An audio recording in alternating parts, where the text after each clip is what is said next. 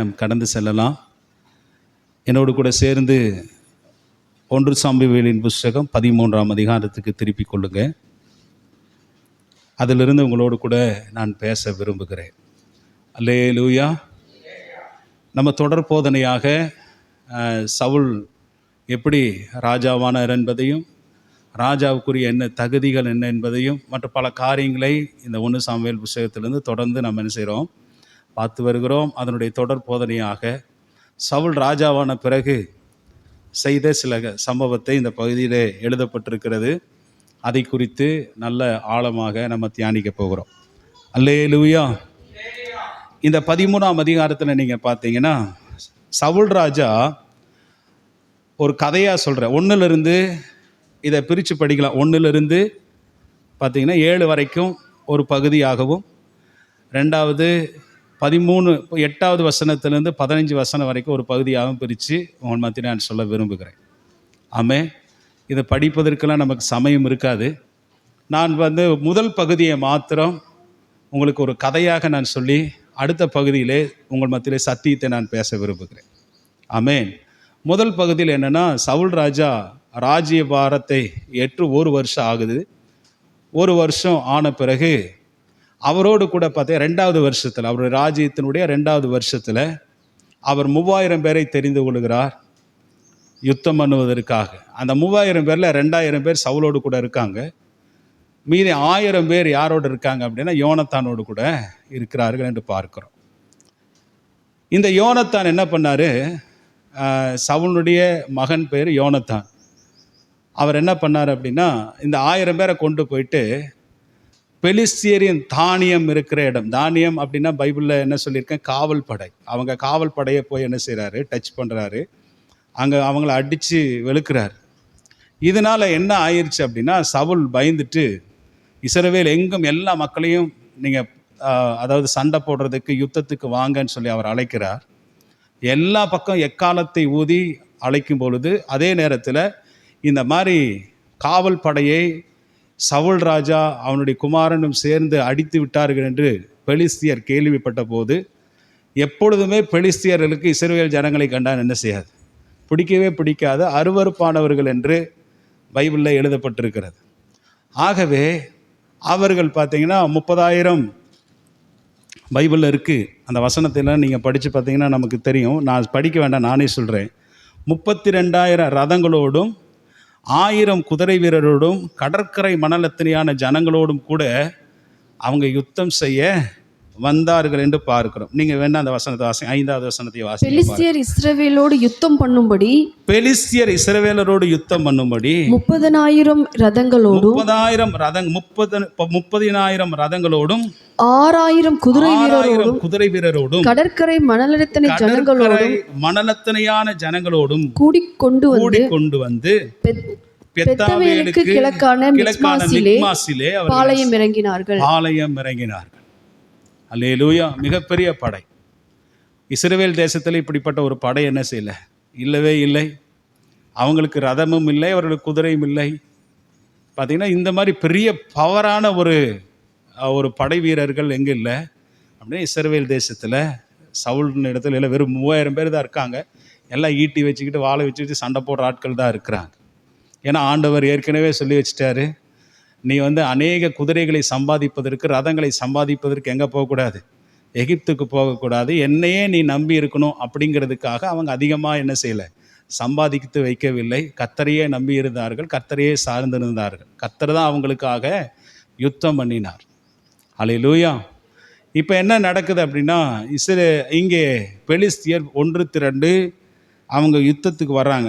6வது வசனத்தை வாசிங்க பார்க்கலாம். அப்பொழுது இஸ்ரவேலர் தங்களுக்கு உண்டான இக்கட்டை கண்டபோது பெலிஸ்தியனை பார்த்து இஸ்ரவேல் ஜனங்கள் பயந்து நடுங்கிறார்கள். அவங்களுடைய படைகளை பார்த்து, ரதங்களை பார்த்து, குதிரை வீரர்களை பார்த்து, கடற்கரை அத்தனையான ஜனங்களை பார்த்து பயந்து நடுங்கிறார்கள். நடுங்கி என்ன செய்கிறாங்கன்னா, சவுல் ராஜாவை விட்டு ஜனங்கள் சிதறடிக்கப்பட்டு ஓடி போகிறாங்க. அவன் குகைகளிலே காடுகளிலேயும் மற்ற எங்கெங்கெல்லாம் தனக்கு அடைக்கலம் கிடைக்குமோ அந்த பகுதியிலெல்லாம் அந்த ஜனங்கள் போய் அடைக்கலமாக தங்குறாங்க. சிலர் பார்த்தீங்கன்னா யோர்தானை கடந்து காத் தேசத்துக்கும் மற்ற தேசங்களுக்கும் போய் தஞ்சங்களை அடைந்தார்கள் என்று பார்க்கிறோம். இதுதான் வந்து ஃபஸ்ட்டு பக்கத்தில் உள்ள, அதை ஃபஸ்ட்டு பகுதியில் உள்ள சம்பவம். இதற்கு பிறகு என்ன நடக்குது அப்படின்னா, சாமுவேல் வந்து சொல்லி இருந்தார் என்னன்னா, 7 நாளைக்குள்ள நான் உன்னிடத்துல நான் வருவேன், வரும்போது நம்ம வந்து பலிகளை செலுத்தி அதற்கு பிறகு ஒரு ஜெபம் பண்ணிட்டு நம்ம யுத்தத்தை நம்ம என்ன செய்யலாம், ஆரம்பிக்கலாம் என்று ஏற்கனவே சவுல் ராஜாவின் இடத்துல சொல்லி வைத்தார். ஆனால் என்ன நடக்குது அப்படின்னா, இவர் சாமுவேல் 7 நாள் ஆயிடுச்சு, அந்த 7ஆம் நாள் வரைக்கும் ரொம்ப காத்துக்கிட்டே இருக்கிறாரு. ஏன்னா ஜனங்கள் சிதறடிக்கப்பட்டு போகிறாங்க, பெலிஸ்தியர் யுத்தத்துக்கு வந்து நிற்கிறாங்க. இதை அறிந்தபோது அவனுக்குள்ளும் ஒரு பயமும் திகிலும் அவன் நடுக்கமும் பிடித்ததுனால என்ன செய்கிறான்னா, ஆசாரியனுடைய வேலையை யாரை செய்ய ஆரம்பிச்சார்? சவுல் ராஜா செய்ய ஆரம்பிச்சார். இல்லை, சாமுவேல் வருவதற்கு தாமதமானதுனாலே அந்த ஆசாரிய பணியை இவரே என்ன செய்கிறார்? செய்ய ஆரம்பிச்சார். இப்போ பார்த்தீங்கன்னா, பலிகளை, சர்வாங்க தகன பலிகளை இட்டு போஜன பலிகளையும் அவன் செலுத்தின பிறகு, முடிஞ்ச பிறகு கொஞ்ச நேரத்தில் யார் வந்துட்டா அப்படின்னா, சாமுவேல் தீர்க்கதரிசி அந்த இடத்துல வந்துட்டார். வந்தோன்னே, ஏன்னா சாமுவேல் தீர்க்கதரிசிக்கு தெரியும் சவுல் ராஜா என்ன செய்திருக்கிறார் என்று. அவர் தீர்க்கதரிசனமாய் வர வழிகளிலேயே அவர் கண்டுபிடித்திருப்பார், இவன் இந்த மாதிரியெல்லாம் பண்ணியிருக்கிறான். வந்த உடனே அவனுக்கு வந்தனம் செய்கிறான் என்று பார்க்கிறோம். 11வது வசனம், நீர் செய்தது என்ன என்று சாமுவேல் கேட்டதற்கு, சவுல் ஜனங்கள் என்னை விட்டு சிதறி போனதையும் குறித்த நாட்களின் திட்டத்திலே நீர் வராததையும் பெலிஸ்தியர் மிக்மாசிலே கூடி வந்திருக்கிறதையும் நான் கண்டபடினாலே கில்காலில் பெலிஸ்தியர் எனக்கு விரோதமாய் வந்து விடுவார்கள் என்றும் நான் இன்னும் கர்த்தருடைய சமூகத்தை நோக்கி விண்ணப்பம் பண்ணவில்லை என்றும் எண்ணி துணிந்து சர்வாங்க தகன பலியை நான் செலுத்தினேன் என்றார். நீர் வர்றதுக்கு தாமதம் ஆயிருச்சு, பெலிஸ்தியரும் வந்துட்டாங்க, எங்களை நெருக்கிறாங்க. அதனால் நான் என்ன செய்தேன், நான் வந்து இன்னும் விண்ணப்பம் எல்லாம் இல்லை என்றும் அறிந்து நான் துணிகரமாக இந்த சர்வாங்க தகன பலியை கர்த்தருக்கு என்ன செய்தேன், நான் செலுத்தி விட்டேன் என்றான். இதனால சவுல் ராஜாவுக்கு என்ன நடந்தது தெரியுமா? என்ன நடந்தது? 1 வருஷம்தான் ராஜ்யபாரம் ஆகி 1 வருஷம்தான் ஆச்சு. இந்த தப்பை அவன் பண்ணின உடனே என்ன நடந்ததுன்னா, 1 வருஷத்திலேயே கர்த்தர் அவனுடைய ராஜ்யபாரத்தை என்ன செய்தார், புடுங்கிட்டார் அவர் கையிலிருந்து. அல்லேலூயா. எல்லாம் இருக்கீங்களா? ஒரு முக்கியமான ஒரு பக்குவத்தை நம்ம வந்து பிரசங்கம் பண்ணுறோம், நல்லா கவனிங்க. ஒரு ஆழமான சில விஷயத்தை உங்கள் மத்தியில் நான் சொல்ல விரும்புகிறேன். 1 வருஷத்திலேயே கர்த்தர் ராஜ்யபாரத்தை என்ன செய்தார், பிடுங்கிட்டார். பாருங்க, 13வது வசனத்தை வாசித்து பாருங்க. சாமுவேல் சவுலை பார்த்து, புத்தியீனமாய் செய்தீர், நீர் புத்தியீனமாய் செய்தீர், உம்முடைய தேவனாகிய கர்த்தர் உமக்கு விதித்த கட்டளையை கைக்கொள்ளாமல் போனீர். மற்றபடி கர்த்தர் இஸ்ரவேலின் மேல் உம்முடைய ராஜ்யபாரத்தை என்றென்றைக்கும் ஸ்திரப்படுத்துவார். இப்போதோ உம்முடைய ராஜ்யபாரம் நிலை நிற்காது என்றார்.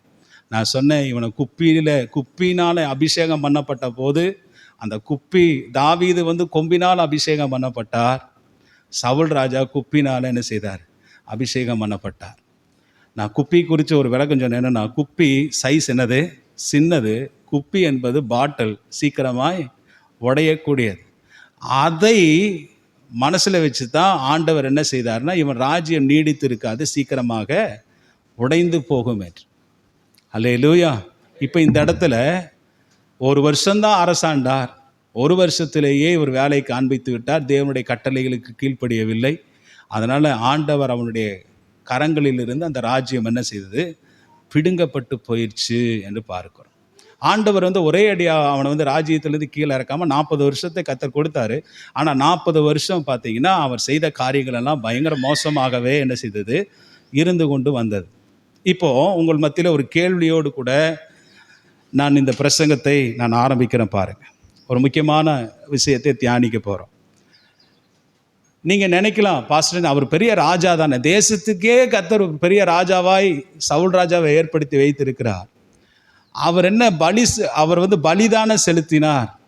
அவருடைய சூழ்நிலைகளுக்கு ஏற்ப ஜனங்கள் சிதறப்பட்டு போகிறதையும் பெலிஸ்தியர் வந்து படையெடுத்து நிற்கிறதையும் பார்த்தபோது, சாமுவேல் தீர்க்கதரிசி இன்னும் வராதது நிமித்தமாக நல்ல ஒரு அந்த சூழ்நிலைக்கு ஏற்றவாறு தானே அவர் செய்தார். அவர் ராஜாவாய் இருக்கிறாரே, அவர் பலி செலுத்தினால் என்ன தப்பு, அவர் பலி செலுத்தக்கூடாதா என்று நீங்கள் கேட்கலாம்.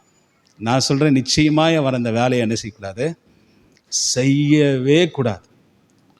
இது மிகப்பெரிய தேவனுடைய பார்வையிலே மிகப்பெரிய பாவம். அது அவருக்கு எவ்வளோ பெரிய போஸ்டிங்கை கொடுத்து வைத்திருந்தாலும் அவருக்குரிய போஸ்டிங்கில் அவரை நிலைத்திருக்கணும். சாமுவேல் தீர்க்கதரிசி அவருக்குரிய போஸ்டிங்கில் என்ன செய்யணும், நிலைச்சிருக்கணும். சாமுவேல் தீர்க்கதரிசி ராஜாவாக முடியாது, ராஜாவாக இருக்கிறவன் ஆசாரியனாய் மாற முடியாது. அல்லேலூயா. பைபிளில் முற்பிதாக்களுடைய காலங்களில் நீங்கள் பார்த்தீங்கன்னா ஆண்டவர் சேஷ்ட புத்திர பாகம் அப்படின்னு ஒரு ஆசீர்வாதத்தை வைத்திருந்தார். இந்த சேஷ்ட புத்திர பாகத்தினுடைய ஆசீர்வாதம் என்னன்னா, தலைச்சன் பிள்ளைகளுக்கு வீட்டில் மூத்த குமாரர்கள் பிறந்திருப்பார்கள் என்றால் அந்த மூத்த குமாரர்களுக்கு கொடுக்கப்படுகிற ஆசீர்வாதத்தினுடைய பெயர் தான் சேஷ்ட புத்திர பாகம் என்று. அல்லேலூயா.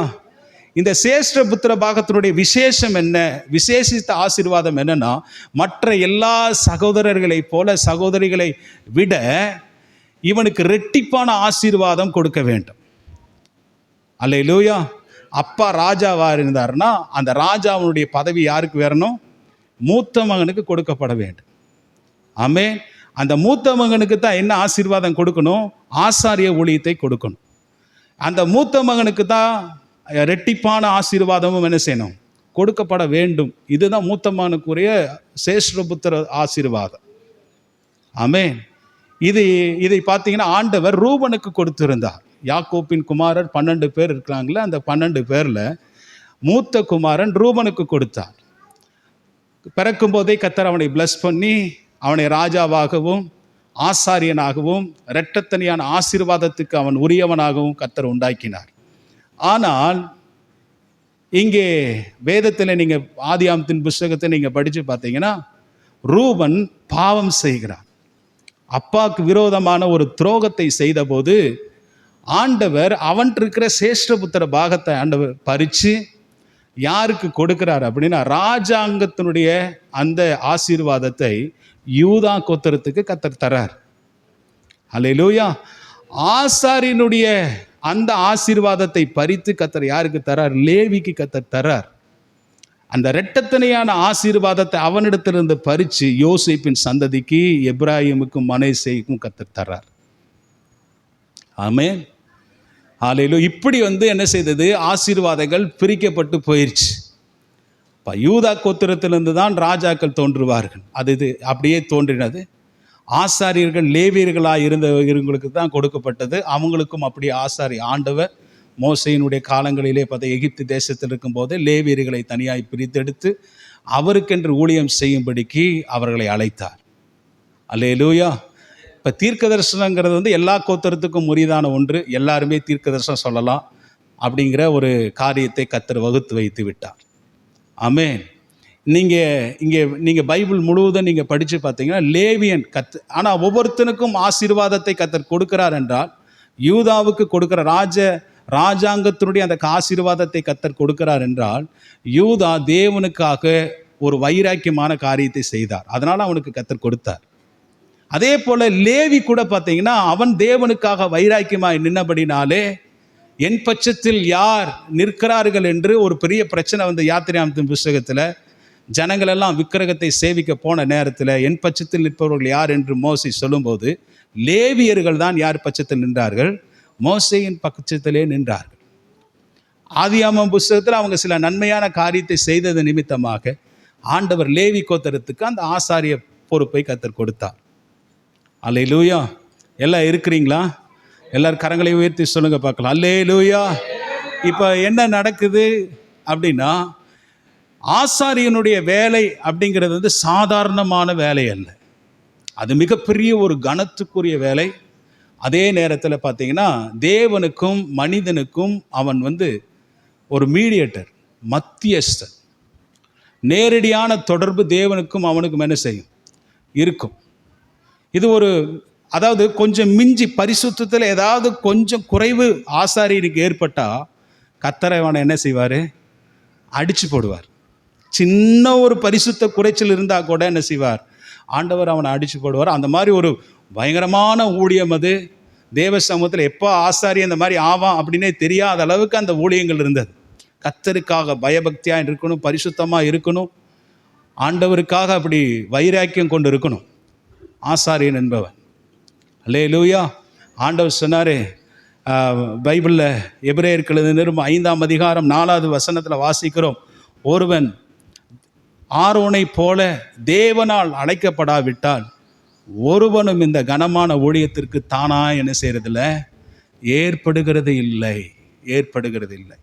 தேவனால் அழைக்கப்பட்டால் தான் இந்த கனமான ஊழியத்திற்கு ஒருவன் வர முடியும். தானாய் ஒருத்தனும் இந்த ஊழியத்தை செய்ய முடியாது. ஏன்னா அவர் பவர்ஃபுல்லான ஒரு ஊழியம் இது, பரிசுத்தமான ஒரு ஊழியம் இது, மீறினால் மரணம்தான்.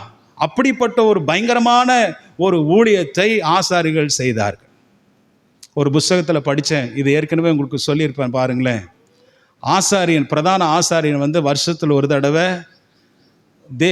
அவனுக்காகவும் பலியிடுவதற்காக, ஜனங்களுடைய பாவங்களுக்காக பலியிட்டு அந்த ரத்தத்தை கொண்டு போய் என்ன செய்வாங்க, மகா பரிசுத்த ஸ்தலத்திலே கொண்டு போய் தெளிப்பார்.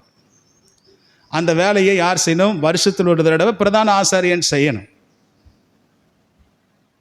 அதில் ஒரு குறை இருந்தால் கூட கர்த்தர் அவனை என்ன செய்வார், அடிச்சிருவார். அவன் வந்து அங்கேயே மறிக்க வேண்டியது வந்துடும். அதனால் என்ன செய்வாங்கன்னா, ஆசாரியன் அந்த வருஷத்தில் ஒரு தடவை அந்த மகா பரிசுத்த ஸ்தலத்துக்கு போய் ரத்தம் தெளிக்க போகிற நேரத்தில் அவனுடைய 2 கால்களிலும் சங்கிலி போட்டு கட்டி என்ன செய்வாங்க, உள்ளே அனுப்புவாங்க. ஏன் அப்படின்னா, ஒருவேளை ஏதாவது காரியம் அவனுக்கு நேரிட்டால் அவனை உள்ளே யாரும் போக முடியாது. காலை பிடிச்சி என்ன செய்ய, சங்கிலி பிடிச்சி தரன்னு பிடிச்சி வெளியே கொண்டு வருவாங்க. அதான் அந்த புக்கில் படித்த என்னென்னா, ஆசாரியன், பிரதான ஆசாரியன் வெடியே என்ன செய்ய மாட்டானோ, தூங்கவே மாட்டாராம். ஏன் தூங்க மாட்டார்? அவர் அழகாக ஒரு விளக்கம் கொடுக்குறாரு.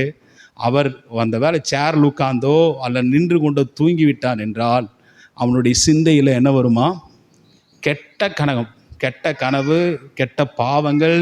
அப்படி தூக்கத்தில் கூட சில நேரத்தில் வருது, அவங்களுக்கெல்லாம் வந்தது இல்லையா, கெட்ட பாவங்கள் வந்திருக்கா? அது மாதிரி என்ன செய்ய வந்துடக்கூடாது என்பதற்காக அந்த மாதிரி முழிச்சிட்டு அப்படியே நம்ம சொல்லுவோம், கண்ணுக்குள்ளே விளக்கணை ஊற்றிட்டு நின்றுட்டு இருப்பான். அந்த மாதிரி என்ன செய்வாராம், பரிசுத்தமாக நின்றுட்டு இருக்கணும். ஏன்னா தேவனுக்கு பயங்கரமான ஒரு பரிசுத்தம், வைராக்கியத்தை காண்பிக்க வேண்டும். ஒரு சின்ன ஒரு குறைச்சல் இருந்தால் கூட அவர் என்ன செய்யணும், அடி வாங்கி விடுவார். புரிஞ்சுதுங்களா? அதனால தான் ஆண்டவர் சொன்னார், ஆரோனை போல அழைக்கப்படாவிட்டால் இந்த கனமான ஊழியத்திற்கு தானாக யாரும் என்ன செய்ய மாட்டாங்க, ஏற்படுகிறது இல்லை. இங்கே பாருங்கள், ஆக்சுவலி சவுல் ராஜாவை கர்த்தர் என்ன செஞ்சுருக்கணும் தெரியுமா? ஆண்டவர் அடித்திருக்க வேண்டும் இந்த வேலையை செய்ததற்காக. அவரே சொல்கிறாரு, அவரே ஒத்துக்கிறார். என்னன்னா, நான் துணிகரமாய், நீர் வருவதற்கு தாமதமானதினாலே நான் துணிகரமாய் இந்த வேலையை நான் செய்தேன் என்றார். அந்த இடத்துல கர்த்தர் அவன் பேசும்போதே அல்லது பலியிடும் போதே இவனுக்குரிய வேலையை விட்டு ஆசாரிய பணியை இவன் செய்த போதே கர்த்தர் அவனை என்ன செய்யணும், அடித்திருக்க வேண்டும். ஆனால் கர்த்தர் அவன் அடிக்காம கிருபையாய் கர்த்தர் விட்டுட்டு என்ன செய்தார்னா, அவன் ராஜ்யபாரத்தை கர்த்தர் பிடுங்கிட்டார். பைபிளில் வாசிக்கிறோம், அதாவது ஆசாரின் ஆரோனுடைய குமாரர் 2 பேர் என்ன இருந்தாங்க, அவங்க தேவாலயத்தில் போய் தூபம் காட்டுவதற்கு அந்நிய அக்னி எடுத்துகிட்டு போனாங்கன்னு பைபிளை வாசிக்கிறோம். வீட்டிலிருந்து அல்லது ஏதோ ஒரு விதத்தில் அந்நிய அக்னி எடுத்துக்கொண்டு போய் தூபம் காட்டுறதுக்கு போனாங்க.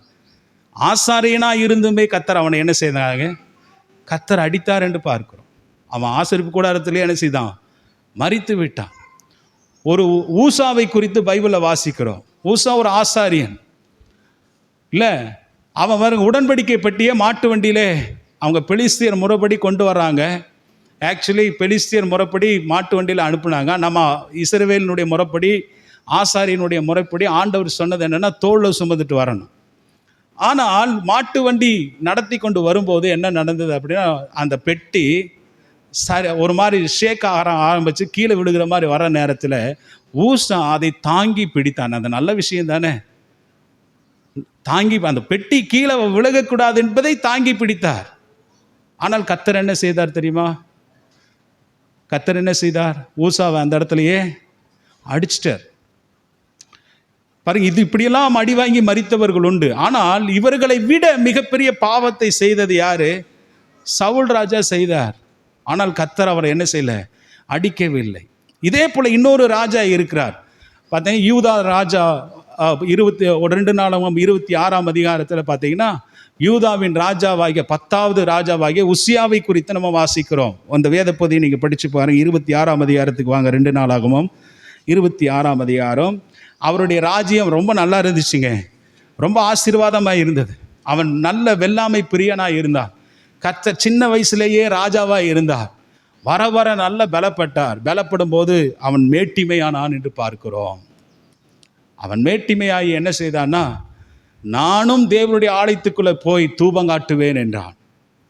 அப்போ ஆண்டவர் செய்த காரியத்தை பாருங்க.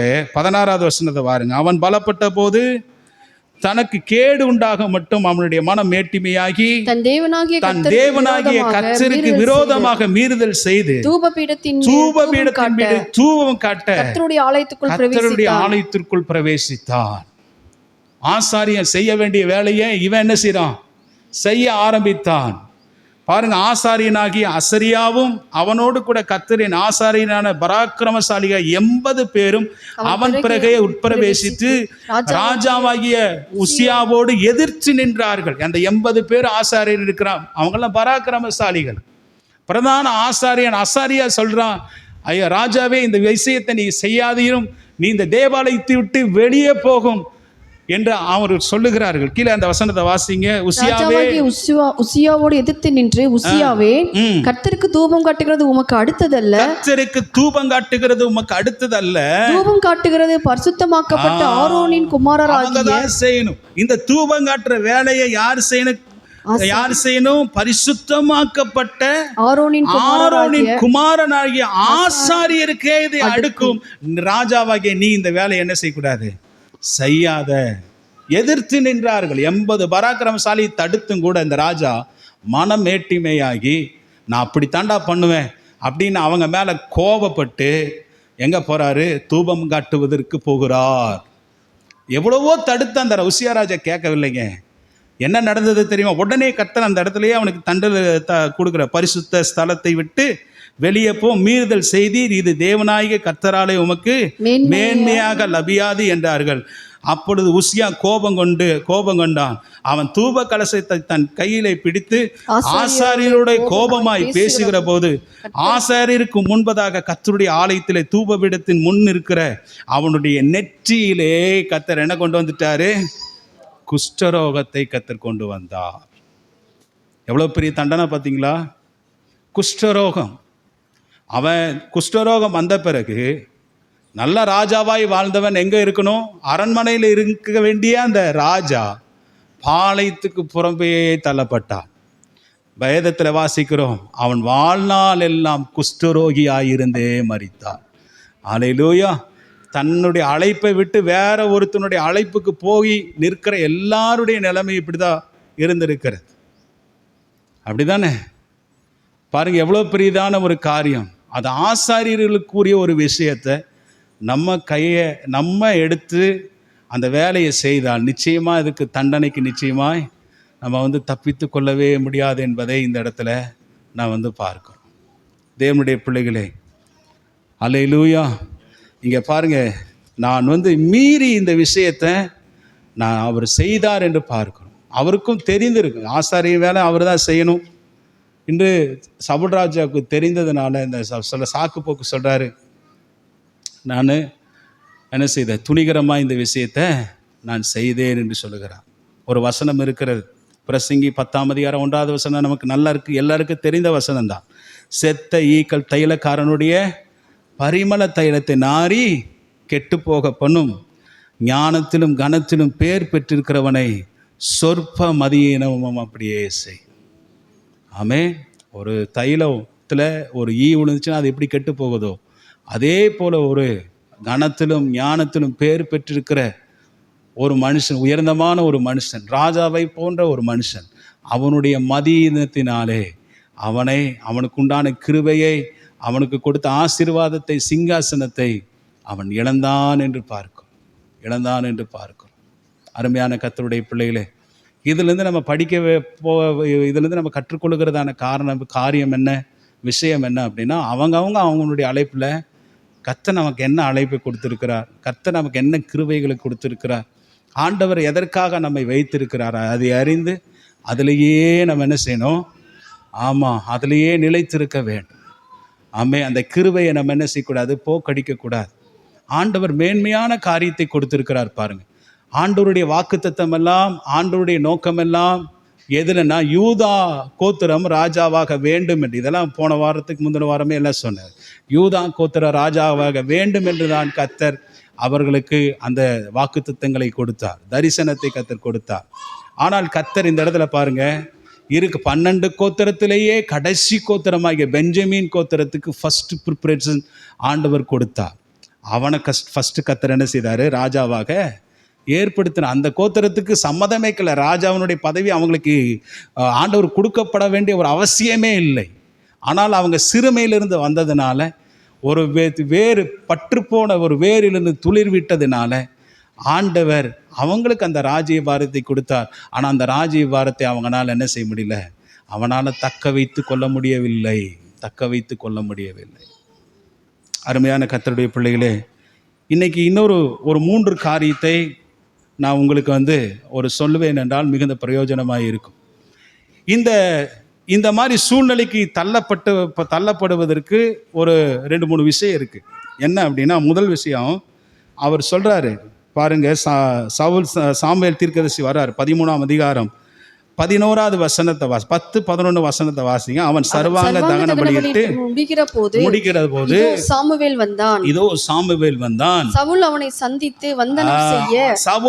சந்தித்து வந்தனம் செய்ய அவனுக்கு எதிர்கொண்டு போனான். செய்தது என்ன என்று சாமுவேல் கேட்டதற்கு சாமுவேல் தீர்க்கதரிசிக்கு தெரிஞ்சிச்சு. நீ செய்தது என்ன என்று சாமுவேல் கேட்டதற்கு சவுல் 3 விஷயத்தை சொல்றாரு. ஒன்று என்ன சொல்றாரு? ஜனங்கள் என்னை விட்டு சிதறி போறாங்க. ஃபர்ஸ்ட் சாக்கு போக்கு என்ன சொன்னாரு? ஜனங்கள் என்னை விட்டு சிதறி போனாங்க. எல்லாம் சொல்லுங்க, ஜனங்கள் என்னை விட்டு சிதறி. இரண்டாவது என்னது? குறித்த நாட்களின் திட்டத்திலே நீர் வராததையும். மூன்றாவது விஷயம் என்ன? பெலிஸ்தர் மிக்மாசிலே கூடி வந்திருக்கிறதையும் கண்டபடியினாலே என்று நான் இந்த மாதிரி விஷயங்கள் எனக்கு சூழ்நிலை ஏற்பட்டதுனால நான் என்ன செய்தேன்? இந்த விஷயத்தை நான் செய்தேன் அப்படிங்கிறேன். ஃபஸ்ட்டு விஷயத்தை நம்ம பார்க்க போகிறோம். என்னன்னா, நீர் செய்தது என்ன என்று சாமுவேல் கேட்டதற்கு சவுல் ஜனங்கள் என்னை விட்டு சிதறி போனார்கள் என்று சாக்கு போக்கு சொல்கிறார். நான் சொல்கிறேன் என்னென்னா, ஜனங்கள் சிதறி போனால் போயிட்டு போகிறாங்க, அப்படி தானே? ஜனங்கள் சிதறி போனால் போயிட்டு போகிறாங்க. ஜனங்களுடைய குறைவு, ஜனங்கள் குறைஞ்சி போயிட்டாங்கன்னா பரவாயில்ல, குறைஞ்சி போட்டுமே. நான் என்ன சொல்கிறேன்னா, ஆண்டவருக்கு ஒரு பெரிய கூட்டம் ஆண்டவருக்கு தேவையில்லை. ஆண்டவருக்கு தேவையான ஒன்று என்னன்னா, கீழ்ப்படிதலே ஆண்டவருக்கு முக்கியம். அல்லேலூயா. ஏன்னா ஆண்டவர் இதற்கு முன்பதாக கொஞ்சமான ஜனங்களை வைத்து கர்த்தர் அற்புதம் செய்யலையா? ஆண்டவர் செய்த கிதியோனுடைய வாழ்க்கையில் பார்க்கிறோம். ஆண்டவருக்கு மீதியானியர் இருக்காங்க, மோவாப்பியர் இருக்கிறாங்க, கிழக்கு தீபுத்திரர்கள், திரளான ஜனங்கள். இவங்களெல்லாம் சேர்த்துனீங்கன்னா கடற்கரை மணலத்தனையாக இருக்கிறாங்க, வெட்டுக்கிளிகளை போல் இருக்கிறாங்க. எண்ணிக்கை கடங்க முடியாத ஜனங்கள் கிதியோனோடு கூட யுத்தம் பண்ண வந்தார்கள். ஆண்டவர் அவர்களை ஃபஸ்ட்டு தெரிந்து கொள்ளும்போது யார் யுத்தத்துக்கு வாங்கன்னு கூப்பிட்டா 30,000 பேர் வந்தான். ஆண்டவர் சொன்னார், 30,000 பேர் இப்படி இந்த ரொம்ப அதிகம் கிதியோனேன்னு ஆண்டவர் சொன்னார். 30,000 பேர் யார்? ரொம்ப அதிகம். அதில் பார்த்தீங்கன்னா வீட்டுக்கு எவன் ஓடி போகிறானோ அவனால் போன்னு சொன்னோன்னா 20,000 பேர் ஓடி போயிட்டான். அப்புறம் மீதி எத்தனை பேர் இருந்தாங்க? 10,000 பேர் இருந்தாங்க. ஆண்டவர் சொன்னார், 10,000 பேரே அதிகம் தான்டா. இவங்க என்ன செய்ய? ஒரு நதியில் கூட்டிகிட்டு கொண்டு போய் தண்ணி குடிக்க சொல்லு. எவனெல்லாம் நான் காலூன்றி குடிக்கிறானோ அவனை தனியாய் நிற்க சொல்லு. எவன் நாயை போல தண்ணி எடுத்து நக்கி குடிக்கிறானோ அவனை தனியாக நிறுத்த சொல்லு என்றார். அப்போது இந்த நாயை போல தண்ணியை குடித்தவங்க எத்தனை பேர்னா வெறும் 300 பேர். ஆண்டவருக்கு யுத்தம் செய்வதற்கு ஒரு பெரிய கூட்டத்தை கர்த்தர் எதிர்பார்க்கவில்லை. ஜனங்கள் போனால் போயிட்டு போகட்டும். இவர் யாரை நம்பியிருக்க வேண்டும்? தேவனை நம்பி இருக்க வேண்டும். ஏன்னா ஆண்டவர் சொல்லி வராரே, இந்த யுத்தம் உங்களுடையது இல்லை, இந்த யுத்தம் யாருடையது? ஏன்னா ஆண்டவர் பெரிய பெரிய ஜாதிகளை கர்த்தர் பார்த்து விட்டார், பெரிய பெரிய ராட்சதர்களையே கர்த்தர் பார்த்து விட்டார். இந்த பெலிஸ்தியர்களும் 30,000 ரதங்களும் பார்த்தீங்கன்னா குதிரை வீரர்களும் இந்த மாதிரி ஜனங்கள் எல்லாம் ஆண்டவருக்கு பெரிய விஷயமே இல்லை. இதை பார்த்து பின்னாடி இஸ்ரவேல் ஜனங்கள் சிதறி போயிட்டு போட்டோம். கர்த்தர் ஒருவனை கொண்டும் கர்த்தர் பெரிய காரியத்தை செய்வார், ஒருவனும் இல்லாமல் இருந்தும் கர்த்தர் பெரிய காரியத்தை செய்வார். இவன் பயந்துட்டான்.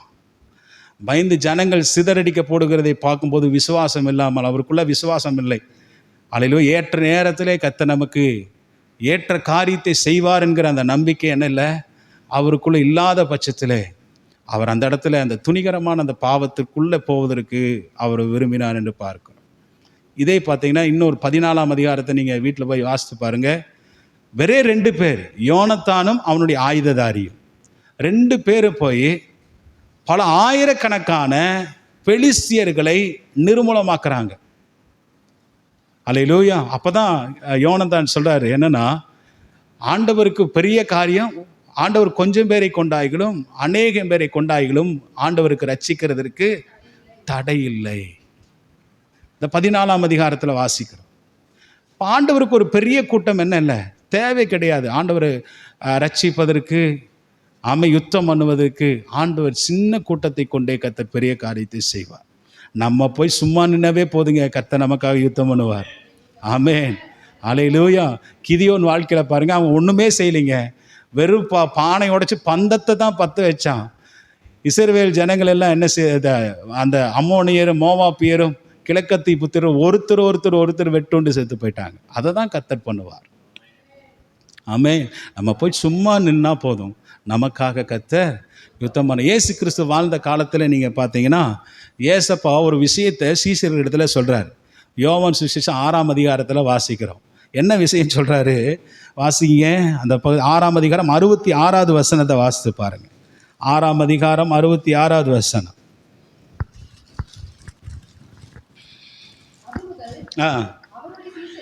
அது முதல் அவருடைய சீசரில்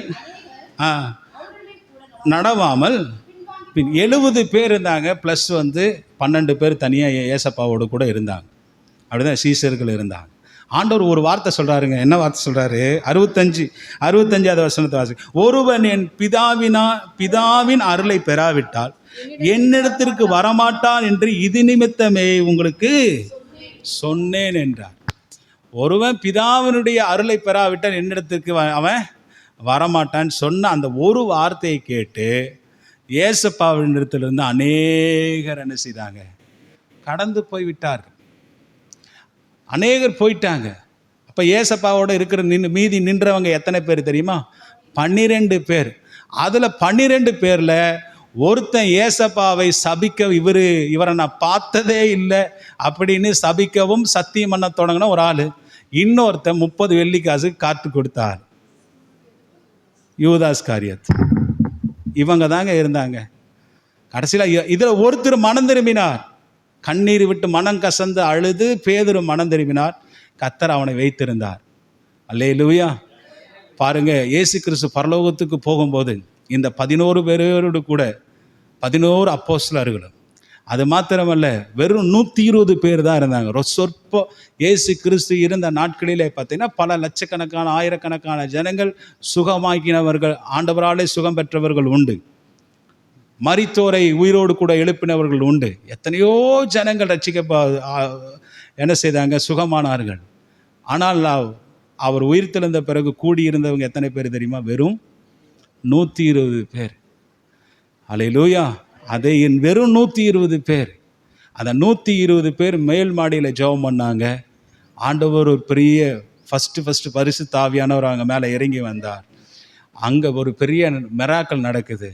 பேதுரு என்ன சொன்னாலும் கேட்க மாட்டாங்க. ஆனால் தேவ ஆவினால் நிரப்பப்பட்ட போது பேதுரு எந்திரிச்சு ஒரு 10 நிமிஷம் பிரசங்கம் பண்ணுறாரு. 3000 பேர் ரட்சிக்கப்படுறாங்க. ஹல்லேலூயா. ஆண்டவருக்கு இப்போ அதான் பெரிய கூட்டத்தை எல்லாம் கர்த்தர் எதிர்பார்க்கல, கொஞ்சம் பேர் இருந்தாவே. இப்போ ஆண்டவர் சொன்னார், எங்கே 2 பேர் 3 பேர் நாமத்தை அங்கே நான் இருக்கிறேன். 2 பேர் 3 பேர். அதுக்காக நமக்கு வந்து ஆத்துமாக்கள் வேண்டான்னு சொல்லலை, ஜெபிக்கிறவங்க வேண்டான்னு சொல்லலை. எல்லாருமே நமக்கு தேவை தான். சபை நிரம்பி வழியணும், அதெல்லாம் முக்கியம்தான். ஆனால் ஆண்டவர் ஒரு பெரிய காரியத்தை செய்வதற்கு ஒரு பெரிய கூட்டத்தை கர்த்தர் எதிர்பார்க்கவில்லை. ஆண்டவர் சின்னதாக ஒருத்தன் இருந்தால் கூட போதும். ஏன்னா திறப்பிலே நிற்கவும் சுவரை அடைக்கவும் ஒருவனையும் காணோம், ஒருவனையும் காணோம். அப்படி தான் நான் வாசிக்கிறோம். அப்போ ஆண்டவர் ஒரு மனுஷனை கொண்டும் கர்த்தர் பெரிய காரியத்தை ஆண்டவரால் செய்ய முடியும். ஆண்டவரால் கூடாத காரியம் ஒன்றுமே இல்லை என்று பார்க்கிறோம். அப்போது இந்த மாதிரி ஜனங்கள் குறைந்த போது அவர் வந்து பயப்பட்டு அந்த துணிகரமான காரியத்தை செய்தார்.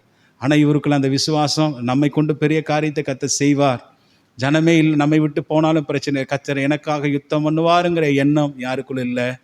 ஆமாம், அவனுக்குள்ள நம்ம வந்து என்ன செய்யணும் தெரியுமா? நம்முடைய வாழ்க்கையில் எல்லாம் நம்ம விட்டு கடந்து போனால் கூட கர்த்தர் நம்மை கொண்டு பெரிய காரியத்தை செய்வார், எனக்காக ஏதாவது செய்வாருங்கிற ஒரு நம்பிக்கை விசுவாசத்தோடு கூட நம்ம இருக்கும்போது கர்த்தர் நிச்சயமாக பெரிய காரியங்களை செய்வார். ஏன்னா ராஜா என்பவன் தேவனுடைய பிரதிநிதி. ஹல்லேலூயா, ஹி இஸ் தி அம்பாசிடர். அவன் தேவனுடைய ஸ்தானாதிபதி. அவர் அப்படிதானே? தேவன் அவனை ஒரு நாளும் கைவிட மாட்டார். சத்துருக்களுடைய கைகளே கர்த்தர் ஒப்பு கொடுக்க மாட்டார். ஆமேன் சொல்லுங்க பார்க்கலாம். ஹல்லேலூயா. இப்படி சவுல்ற ஃபஸ்ட்டு திங் அவர் சொல்கிறார். ஃபஸ்ட்டு காரியத்தை அவர் சாக்கு போக்கு சொல்ல ஆரம்பிக்கிறார். ஜனங்கள் என்னை விட்டு சிதறி போனது நிமித்தமாக அந்த காரியம் நான் செய்தேங்கிறார். 2வது சாக்கு போக்கு என்ன தெரியுமா சொல்கிறாரு? வாசிங்க, நீங்கள் லேட்டாக வந்ததுனால. அந்த வசனத்தை திரும்ப ஒரு தடவை வாசிக்கலாம்.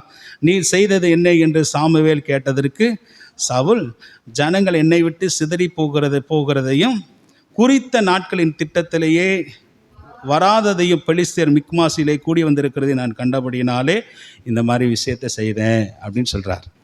அல்லேலூயா. சவுல் ராஜா அவர் குறித்த 7 நாள் வரைக்கும் இருந்தாருங்க. இல்லைன்னு சொல்ல, 7 நாள் வரைக்கும் அவருக்காக வெயிட் பண்ணார், காத்திருந்தார். ஆனால் 7 நாள் முடிகிற வரைக்கும் அவர் என்ன செய்யலை. அதுதான் விஷயம். 7 நாள் இருந்தார். அந்த 7 நாள் முடிகிற வரைக்கும் அவர் என்ன செய்யலை, சாமுவேலுக்காக காத்திருக்கவில்லை. இன்றைக்கி நிறைய நேரத்தில் கர்த்தருடைய ஆசீர்வாதத்தை ஆண்டவர் தருவேன்னு சொல்லியிருப்பார். இந்த குறிப்பிட்ட காலத்தில் உன்னிடத்துல வருவேன், உனக்கு ஒரு குழந்தை தருவேன், அந்த ஆசீர்வாதத்தை தருவேன், இதை தருவேன், எல்லாம் சொல்லுவார். ஆண்டவர் சொல்லுவார். அல்லேலூயா. ஆனால் தாமதமாகும், அந்த நாளும் வந்துவிடும், தாமதமாகும். கரெக்டாக உங்களுக்கு நைட்டு இரவு நேரத்தில் அந்த நாள் முடிகிறதுக்கு முன்னாடி 12 மணி வாக்கில் செய்யலான்னு இருப்பார். நம்ம என்ன செய்வோம்? விசுவாசத்தில் தோல்வியுற்று இதுக்கு மேலேயே கர்த்தர் செய்ய போகிறாரு, அந்த ஒரு நிமிஷம் வரைக்கும் நம்மளால் என்ன செய்ய முடியாது, தாக்கு பிடிக்க முடியாமல் போய்விடுகிறது. அவசரப்படுகிறோம். ஒன்று சொல்லட்டா, என்னென்னா ஆண்டவர் நம்முடைய நேரத்திலேயோ நம்முடைய விருப்பத்தின்படியோ நமக்கு ஏற்றாற் போல கடவுள் ஒரு நாளும் செயல்பட மாட்டார். அல்லேலூயா. அவருடைய நேரத்தின்படி அவர் என்னைக்கு திட்டம் வைத்திருக்கிறாரோ, எந்த நிமிஷம் வைத்திருக்கிறாரோ அந்த நிமிஷத்தில் தான் கர்த்தர் செய்வார். 7வது நாள்னா உனக்கு அந்த 7வது நாள் 59வது வினாடியில் கூட கர்த்தர் உங்களுக்கு அற்புதத்தை செய்வார். அது வரைக்கும் நம்மளால் காத்திருக்க முடியவில்லை பாருங்கள் ஆசீர்வாதத்துக்காக. சில நேரத்தில் சவுல் ராஜா மாத்திர, not only Saul king of Saul, யாருன்னா நம்ம கூட அப்படி தான். சில நேரத்தில் அந்த நிமிஷம் வரைக்கும், அந்த நாள் வரைக்கும் நம்மளால் காத்திருக்கிற நாம் எது வரைக்கும் காத்திருக்க முடியல, அந்த முடிவு வரைக்கும் காத்திருக்க முடியவில்லை. சில நேரத்தில் ஆசீர்வாதத்தை நம்ம இழந்து விடுகிறோம். ஆண்டவர் அவருடைய வேலையின்படி தான் செய்வார். அவருக்கு என்ன டைம் இருக்குதோ அதன்படி தான் செய்வார். கானாவூர் கல்யாணத்தில் இயேசு அழைக்கப்பட்டிருந்தார். அவருடைய சீசர்கள் அம்மா தாய் எல்லாம் அழைக்கப்பட்டிருந்தாங்க. திராட்சை ரசம் குறைவுபட்டது. திராட்சை ரசம் குறைவுபட்ட போது இயேசுடைய தாயின் இடத்துல போய் சொல்கிறாங்க, இயேசுவின் இடத்துல இந்த மாதிரி திராட்சை ரசம் குறைவுபட்டது, அப்போது நீங்கள் ஏசப்பாவின் இடத்துல சொல்லுங்கள், அவர்கிட்ட போய் சொல்லுங்கள், அவர் ஏதாவது செய்வார். ஃபஸ்ட்டு அந்த அம்மாவே போகிறாங்க. போயிட்டு இந்த மாதிரி பிரச்சனை, திராட்சை ரசம் குறைவுபட்டது, இவங்களாம் புலம்பிகிட்டே இருக்கிறாங்க அப்படின்னு. இப்போ ஏசப்பா அந்த இடத்துல என்ன சொன்னார்? இன்னும் டைம் ஹேஸ் நாட் கம், என்னுடைய நேரம் இன்னும் வரவில்லை. அப்போ அவருடைய நேரம் என்னவோ, அவருடைய வேலை எது வருதோ அந்த நாளில் திராட்சை தண்ணியை திராட்சை ரசமாக கர்த்தர் மாற்றுவார். அதுக்கு முந்தி நம்ம என்ன செய்ய முடியாது. ஆனால் ஆண்டவர் அந்த வேலையிலே செய்யும்போது முந்தின ரசத்தை விட அந்த பிந்தின ரசம் ரொம்ப ருசியுள்ளதாக இருக்கும். ஆமென், ஹல்லேலூயா. காலத்துக்கு முன்னே ஆசீர்வாதத்தை நம்ம தேடி போகணும்னு நினச்சா, காலத்துக்கு முன்னே வெயிட் பண்ண முடியாமல் ஒரு சில விஷயங்களை நம்ம செய்யணும்னு நினச்சா, ஆண்டவர் அதை நம்ம விட்டு என்ன செய்கிறாரு, எடுத்து போடுகிறார் என்று பார்க்கிறோம். அல்லேலூயா. அதான் சொல்ல, சவுல் ராஜா தனது வசதிக்கேற்ப கடவுள் வர வேண்டும் என்று நினைத்தார். இன்னைக்கு அநேகர் அப்படி தான் நினைக்கிறாங்க. நம்முடைய வசதிக்கேற்ப தான் கடவுள் என்ன செய்யணும், ஆண்டவரை திருப்பி கொண்டு வரணும். அப்படி தான் ஜெபம் பண்ணாங்க. சிலருடைய ஜெபங்கள்லாம் அப்படி தான் இருக்கிறது பாருங்கள். நம்முடைய வசதிக்கேற்ப, நம்முடைய பிரச்சனைக்கேற்ப, நம்முடைய சூழ்நிலைக்கேற்ப கடவுளை நம்ம திருப்பலாம் என்று நிறைய நேரத்தில் நினைக்கிறோம். அப்படி தானே நினைக்கிறோம். நம்முடைய சூழ்நிலைக்கு ஏற்றவாறு கடவுளை திருப்பணும், கொண்டு வரணும் ஜெபத்தில். அது ஒரு நாளும் முடியாதுங்க, நிச்சயமாக முடியாது. அவருடைய வேலை வரும்போது தான் எல்லாம் நடக்கும். அதுக்காக நம்ம பொறுமையாக காத்திருக்க வேண்டும். ஆண்டவர் ஆபிரகாமிடத்தில் சொன்னார், 75 வயசில் அழைச்சி சொன்ன, உனக்கு ஒரு குழந்தை தருவேன், உன்னுடைய சந்ததி ஆசீர்வாதமாக இருக்கும். எத்தனை வருஷம் வெயிட் பண்ணார்? 25 வருஷம் வெயிட் பண்ணி 100 வயசில் தான் கர்த்தர் ஆபிரகாமுக்கு அந்த குழந்தையை கொடுத்தார் பாருங்க. அவருடைய வேலை வரும். நீ உற்பத்தி காலகட்டத்திலே நீ ஒரு குமாரனை பெறுவார். அந்த ரைட் டைம், அந்த நேரத்தில் கர்த்தர் அற்புதத்தை நமக்கு செய்வார். ஹல்லேலூயா, ஹல்லேலூயா. அதான் திரும்ப சொல்கிறேன், 7 நாள் வரைக்கும் நம்ம காத்திருப்போம். ஆனால் 7 நாள் முடிகிற சமயம் வரைக்கும் நம்ம என்ன செய்ய முடியாது, காத்திருக்க முடியாது. அந்த 59வது நிமிஷம் வரைக்கும் ஆண்டவர் அற்புதத்தை செய்யவில்லை என்றாலும், ஆண்டவர் அந்த 59வது நிமிஷத்தினுடைய முடிவில் கூட நம்ம வாழ்க்கையில் ஆண்டவர் அற்புதத்தை அவரால் செய்ய முடியும். ஹல்லேலூயா, அவரால் முடியும். ஆண்டவர் பாருங்கள், லாசர் வீட்டுக்கு மரித்த போது உடனே செய்தி வந்துருச்சு. ஆனால் இயேசு கிறிஸ்து என்ன செய்யலை, போகலை. ஹல்லேலூயா. எத்தனை நாள் கழித்து தான் போனார்? ஆமாம், அவன் சகோதரி சொல்கிறா, அவங்க மார்த்தாள் சொல்கிறா, மரியாள், ஆண்டவரே நீங்கள் இங்கே இருந்திருந்தால் என்னுடைய சகோதரன் மரித்திருக்க மாட்டான். ஆண்டவர் அங்கே இல்லாமல் போனது நல்லதுதான். அவர் போயிட்டு திரும்ப அவருக்கு மெசேஜ் கொடுத்துருக்காங்க. ஆனால் உடனே போகாமல் 4 நாள் கழித்து என்ன செய்கிறாரு, அவனை போகிறார். பார்க்கும்போது அங்கே போகிறாரு. பெத்தானியாவுக்கு போகும்போது அவனுடைய சகோதரிகள் 2 பேருமே அழுகிறாங்க. ஆண்டவரே, கல்லறையில் வச்சு 4 நாள் ஆயிடுச்சு, நாருமே. ஹல்லேலூயா. ஆண்டவருக்கு அப்படிப்பட்ட ஒரு நாற்றம் தான் வேண்டும். ஆமென். அழுகி போனதிலிருந்து தான் கர்த்தர் உயிரடைய பண்ணுவார். ஆமென். உலர்ந்த எலும்புகளைத்தான் உயிரடை பண்ண. 4 நாள் ஆன பிறகும் கூட கல்லறை திறந்தா, நாரும் ஆண்டவரே, நாரும் ஆண்டவரே. அயசப்பா அங்கே போய் நின்னார். அப்படிப்பட்டவங்களுக்கு தான் கர்த்தர் அற்புதத்தை செய்வார். உலர்ந்தது, நாரி போனது, பூச்சி பிடிச்சது.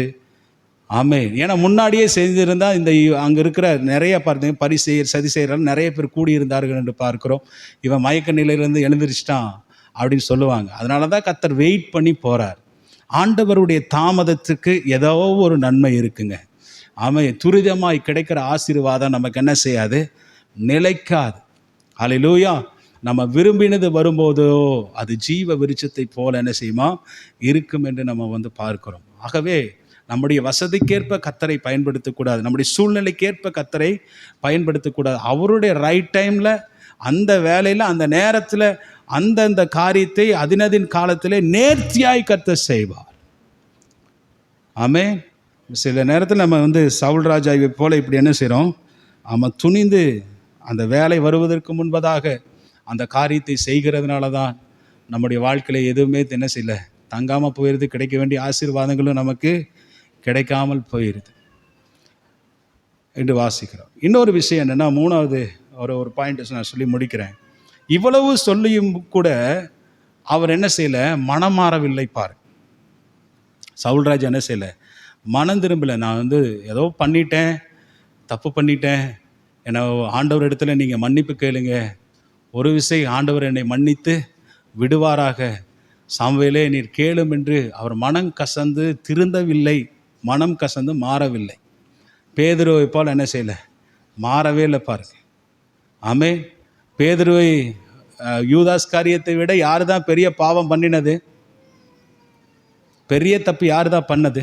இவன் காட்டி கொடுக்க தான் செய்தான். ஆனால் பேதுரு என்ன செய்தார், ஆண்டவரை ஒன்றும் தெரியாதுன்னு சொன்னான். அவரை நான் பார்த்ததே இல்லை. 2வது இன்னும் கொஞ்சம் நேரம் பேசும்போது, இன்னும் அவரோடு இருக்கிறத நான் பார்த்தேன், அவரை சத்தியமாக எனக்கு தெரியாது அப்படின்னார். சத்தியமாக அவரை சரியாது. அடுத்தது பார்த்தீங்கன்னா இன்னும் கொஞ்சம் நேரம் கேட்கும்போது அவர் சபிக்கவும் தொடங்கினான் என்று பார்க்கிறோம். சபிக்கவும் சத்தியம் பண்ணவும் 3 வருஷம் கூடவே தெரிஞ்சுட்டு எல்லாம் வாங்கி சாப்பிட்டுட்டு அவர் கண்ட அற்புதத்தையெல்லாம் பார்த்து விட்டு ஆண்டவர் இவருக்கு எல்லா சீசர்களை விட கர்த்தர் வெளிப்பாடை கர்த்தர் கொடுத்தார். நீங்கள் என்னை யார் என்று கேட்கிறார்கள், ஜனங்கள் கேட்கிறார்கள் என்று ஒவ்வொருத்தரும் எலியா என்றும் அவன் என்று இவர் என்று சொல்லுகிறார்கள் என்று சொன்னார். ஆனால் பேதுரு மாத்திரம்தான் சொன்னார், என்ன தெரியுமா, நீ ஜீவனுள்ள தேவனுடைய குமாரனாகிய கிறிஸ்து. அல்லேலூயா. அந்த 70 பேரும் ஏசப்பாவை விட்டு சிதறடிக்கப்பட்டு போன நேரத்தில் கூட பேதுருவை பார்த்து ஆண்டவருக்கு சீசர்களை பார்த்து கேட்குற பேதுரு பதில் சொல்கிறார், என்னன்னா, நீங்களும் என்னை விட்டு போக மனதாக இருக்கிறீங்களா? அப்பா சொல்ற, ஆண்டவரே உம்மை விட்டு நாங்கள் எங்கே போவோம்? நித்திய ஜீவ வார்த்தை உம்மிடத்தில் உண்டே, நீர் ஜீவனுள்ள தேவனுடைய குமாரனாகிய கிறிஸ்து என்றார். அந்த மாதிரி அவர் வார்த்தைகள் என்ன செய்கிறாரு, சொன்ன அந்த வாயினாலேயே யாரை சபித்தார்?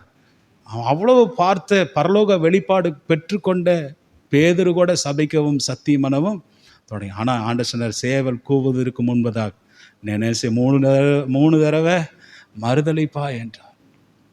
அப்பா அம்மா அப்போ தான் அதை நினச்சி பார்த்து ஆண்டவர்கிட்ட மனம் வெளியே போய் பேதுரு மனம் கசந்து என்ன செய்தார், அழுதான் என்று பார்க்கிறோம். பேதுருவை குறித்து ஒரு குறிப்பு சொல்லுது, என்னென்னா, எப்போ பொழுதெல்லாம் அதிகாலை வேளையிலே பார்த்திங்கன்னா சேவல் கூவுகிறதோ, அந்த கூவுகிற நேரத்தில் எல்லாம் அவர் என்ன செய்ய விழித்து கொள்வார். விழித்து கொண்டு அவருடைய சிந்தனையில் என்ன ஓடு தெரியுமா, நான் ஜீவனுள்ள தேவனை நான் சபிக்க தொடங்கினேனே, சத்தியமான தொடங்கினேனே, அவர் இல்லை என்று நான் மறுதளித்தேனே என்று அந்த அப்போ மாத்திரம் இல்லை, எப்பப்போவெல்லாம் சேவல் கூவுதோ, காலையில் மாத்திரம் இல்லை, எப்பப்போவெல்லாம் சேவல் கூவுகிற சத்தம் அவருடைய காதிலே தொனிக்கிறதோ அப்பப்போவெல்லாம் அழுது புலம்புவாராம். ஜீவனுள்ள தேவனை நான் சபிக்கவும் சத்தியமனம் அவரை நான் பார்த்ததே இல்லை என்று நான் மறுதளித்தேனே அப்படின்னு அவர் கண்ணில் தண்ணி என்ன செய்யும், தாரையாக ஒழுகுமா. அவர் சொல்கிறாங்க, அவர் கண்ணீர் வடித்து இந்த 2 பக்கத்திலும் கண்ணீருடைய தாரைகள் அவருடைய கன்னத்தில் என்ன செய்யுமா, பதிந்திருக்கிறதாக சொல்லுகிறார்.